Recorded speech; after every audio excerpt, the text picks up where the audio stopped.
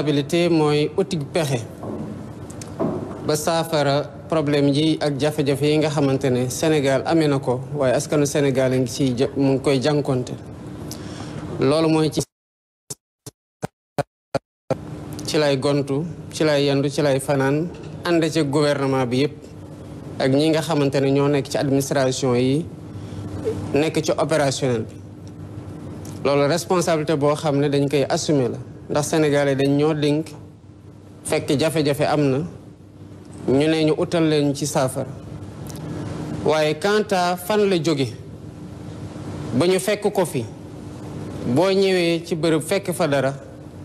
te di door a egsi si bërëb ba gëw ma ne mën nañu wax ne li nga fa fekk yow yaa ko fa def suñu responsabilité tamit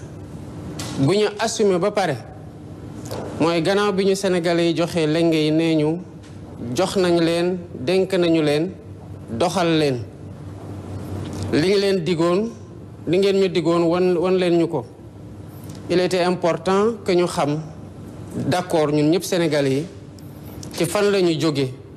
pour dem fan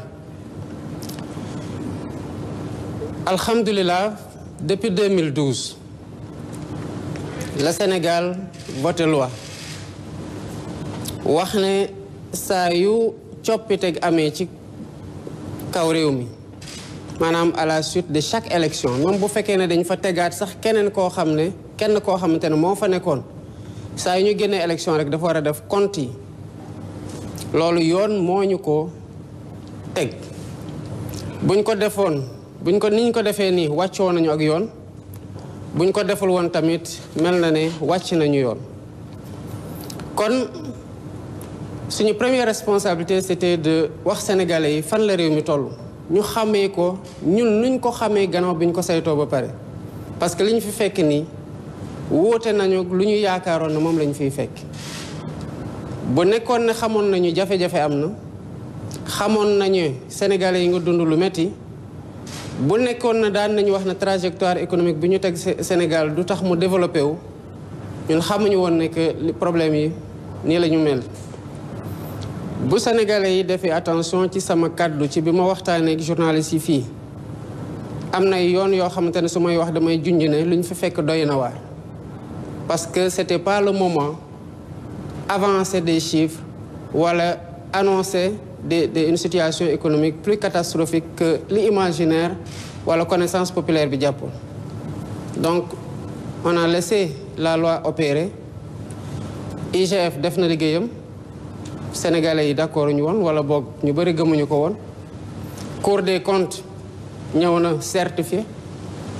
ñu bëri sax ñi doon xaar Cour des comptes ne déedéet Cour des comptes moo defoon lii kon dañu leen forcer ci dara te bu ñu sañoon Cour des comptes wax ñun sax yéen di ngeen jum mais Cour des comptes gën a taral li nga xamante ne moom la ñu gisoon ñu ne déedéet kon FMI nga xamante ne moom amuñu ci ñoom benn sañ-sañ bu ñu ñëwee dinañ ñu wax nag lan mooy situation dëgg bi dëgg-dëgg foog naa ne FMI mënul woroo ak li Cour des comptes woon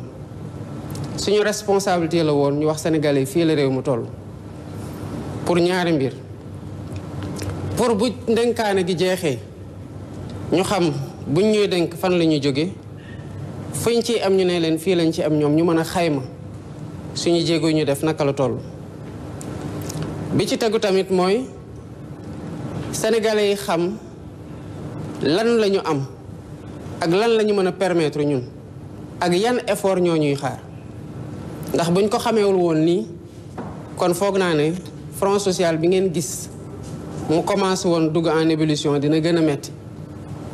te ala kulli xaal ñun lañ ko naroon jiñ en réalité te dañu naroon wax ne non ñoom ñoo xamul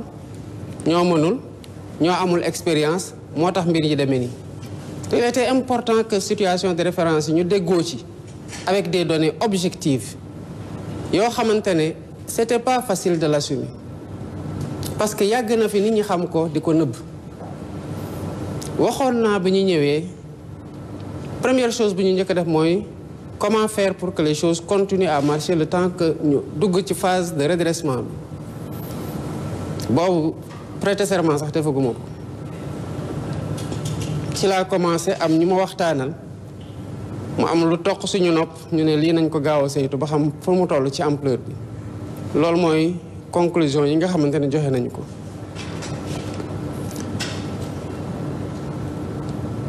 li gën a am solo mooy tey sénégalais yi bu doon jóg di nekk ci revendication tey war nga xam lan la réew mën ak lan la réew mën au moins sur ce plan là on va s'accorder. Maintenant ndox tuuru na bàq ci des bi ñu defee les premiers audits avec l'IGF on était jóge nañ 73% dem ci 83,8 ou 0,7%, donc 10 points yokkoo nañ ci woon. le déficit jóge woon na 4,9 dem déjà ba 11. ñu toog ñu ne mais comment faire parce que lii bu ñu ko wonee marché yi dinañ ñu sanctionner.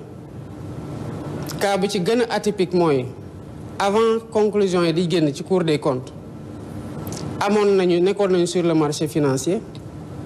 am lu waroon dugg avec un taux de 8%. ñu ne dafa bari nañu waxtaan ba xool ndax mën na wàññeeku ñu nekk di waxtaan rapport Cour des comptes génn les mêmes ñi nangu woon lebal ñu à 8%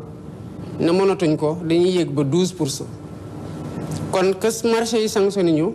c'était quelque chose qui était attendu. La deuxième chose c'était dégradation de notre souveraineté au Sénégal xamoon nañu ko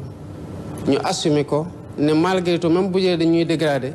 parce que loolu moo correspond ak situation de référence bi.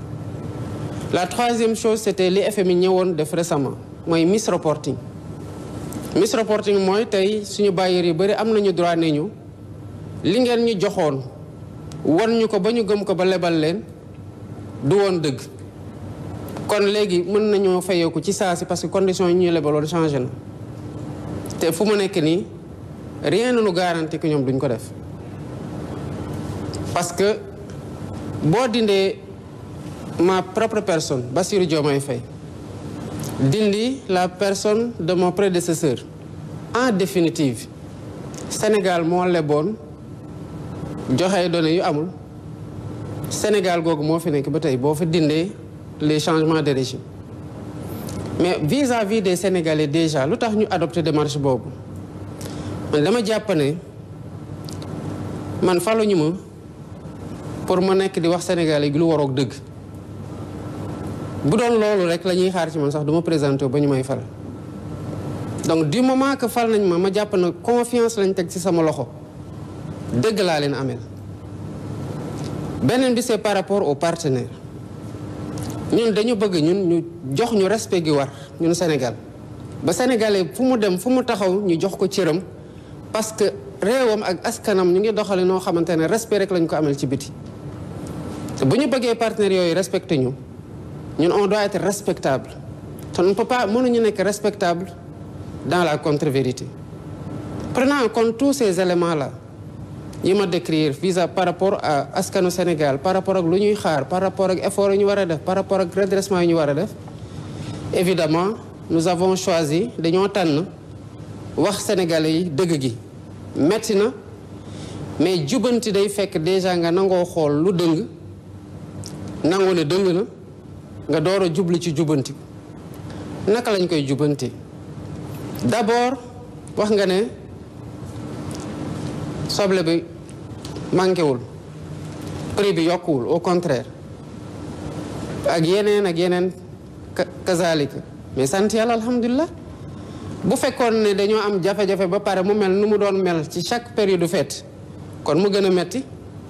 kon d'abord bu doon ay poñ yi ñuy marqué mën nañoo jàpp ne kon ci fête bii de gouvernement bi marqué na ci poñ parce que dara manqué wul dara yokkuwul ñu koy sant yàlla bu baax. bi ci tegu mooy bi ma defee sama discours dama noonu ay yeneen bés dinañ ci toppaat mooy bi ñu defee bés yi bésewaat nañ wàññiwaat nañ ceeb bi bu ñu gisee ci diggante bu ñu ñëwee ak tey wàññi nañ ci lu mat 100 francs c'est pas rien parce que kenn ku dem jënd ji saaku ceeb bu juróom fukki kilo dañu la delloo junni joo xamante ne dañ ko doon lekk balaa ñuy ñëw ñu bare ngi wax waaw marché international bi et cetera mais non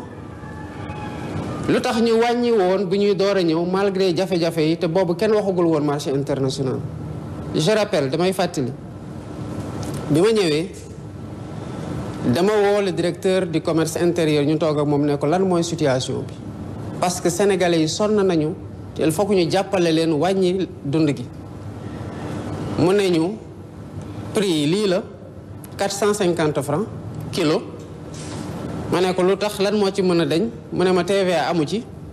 droit de douane amu ci kon lan lañ ci mën a wàññ mu ne ma dara mënu amul TVA bu ñuy dindi pour mu wàññiku amul droit de douane yu ñuy dindi pour mu wàññiku ñu ne leen ak ala kuli xaal foog mu wàññiku ci la ñuy njëkk a tëgg benn stratégie pour répondre ci naka la ñuy génnee sénégalais yi ci jafe-jafe yi ñu ne mais lan moo tax ceeb bi di cher nii ñu gis ne ñi koy dem jënd ji ñun amuñu benn maîtrise ci prix yi ñii ci coût transport bi ñu waxtaan ak opérateurs yëpp ñi nga xamante ne dañuy importer ceeb ma ne ministre bi da ngay dem Inde yàgg say équipe ñu xool naka la ñu mën a wàññee frais de transport yi tax prix bi ñu koy livrer ci prix boo xamante ne port kiy jaayaat mënul bañ a jaayee prix bi nga xamante ne moom lañ fi fekk. buñ ko defee d'abord il y avait 500 000 tonnes de riz yoo xamante ne mënuñu ko woon jël bi may door a egsi ma laajte lan moo tax jëluñu ko ñu may wax ay non problème mu transport waa Inde ñoo wax lii waa Inde ñoo wax la lii loolu moo taxoon ñu dem ba Inde pour waxtaan directement ak ñi nga xamante ne ñoo taxoon mënuñu jot ci ceeb boobu et qui permettait déjà ñu wàññi non seulement waxtaan nañu ak ñoom supprimer nañu ñaari intermédiaire pour wàññi coût yi mais amaatoon nañu un quota double jóge nañu 500 000 am un quota 2 million. bi ñu xamee ne wàññi nañu coût yi moo taxoon ñu xam ne ala kulli xaal bu ceeb bi nga xamante ne moom la ñu waxtaanee woon desee kese ci marché bi wàññi dina gën a yomb moo taxoon décembre lañ naroon annoncé wàññi ma demande ministre bi est-ce que on est sûr que sur le marché aujourd'hui ceeb bi ñu waxtaanee woon jënd ko à plus bas prix que ceeb bi ñu fi fekk moo des kese ci biir marché bi mu ne ma waaw te ci perspective yi ñu am sax mën na am ñu mën a yokkaat quota yi waaye mën na am mu am ay embellie sur marché international ma ne kon nañu xaar ba mu wóor ñu ne que am nañu maîtrise ci loolu moo waral bés bii ngeen gis nii te stratégie yooyu nag moom la ñuy nekk di dérouler ci yeneen secteurs yëpp d'activité yi wax nga kaw BTP bi oui BTP bi am na problème comme ni yeneen secteurs yi amee problème parce que Sénégal ci boppam moo am problème ci contexte bi dette intérieure bi tey nu mu toll bëri na secteur boo jël bu fekkoon ne fekk nañu koom gi taxoon ñu mën a éponger toute la dette extérieure kon relance économique am injection am na financièrement mais lu ñuy injecté en fait banques yi dañ koy aspirer parce que seen endettement secteur privé bi moo bari. Qu'est-ce qu'il nous faut faire aujourd'hui waxtaanaat ak ñooñu nga xamante ne ay différents secteurs lañu uti pexe dinaa ci ñëwaat léegi ci liy tax xaalis amaat ci biir réew mi mais en attendant par rapport ak li nga xamante ne moo fi disponible def nañu ay injection yoo xamante ne xeebuñu ko parce que bu ñu ñëwee d'abord ci secteuru agriculture opérateurs yi mais dañu fekk ñu amee leen bor 2020 2021 2022 ba 2023 ñu fay lépp fekkoon nañu engrais cher ñu wàññi ko de 22% ba pare double quantité yi kon boo xoolee ci différents secteurs yi des efforts ont été faits nii ñuy wax ak yéen nii campagne 2024 bii rek lu ñu dese amee la ñu kenn bor lu dul 3 milliards yoo xam ne moom la ñu war a fay te du yàgg kon ci secteur opérateur yi lay wax ci yeneen secteur comme BTP bi def nañu effort c'est insuffisant certainement parce que li ñu amal BTP bi dafa bari balaa ñuy mën a répondre maintenant à tout ça une relance de l'activité efficace il faut que ñu xool comment dégager des couloirs budgétaires parce que bu ñu ko deful lu ñu mën di dajale ci impôt sur le plan intérieur ci lañ te fii la ñuy gën a yaakaar aujourd'hui parce que le marché international est dur d'accès pour ñun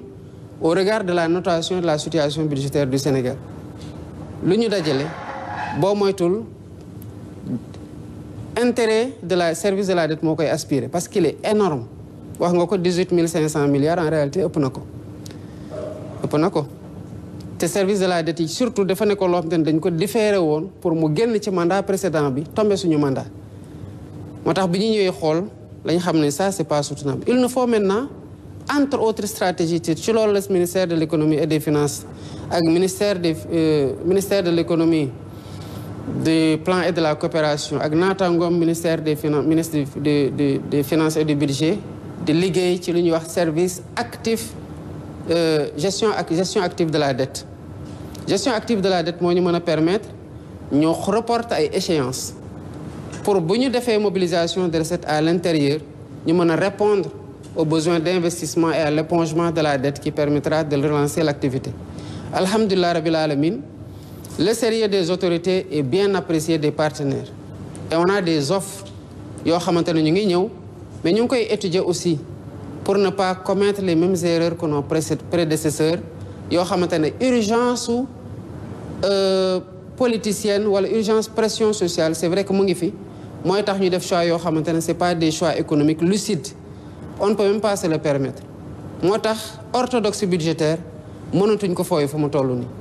Maintenant mécanisme yëpp yi nga xamoon ne moo sauté ba li xew-xew ñu ngi koy restaurer mais mieux ñu ngi fexe ba fépp fu dërëm dugg ñu xam ne dërëm bi dugg na fi waaye buy dugg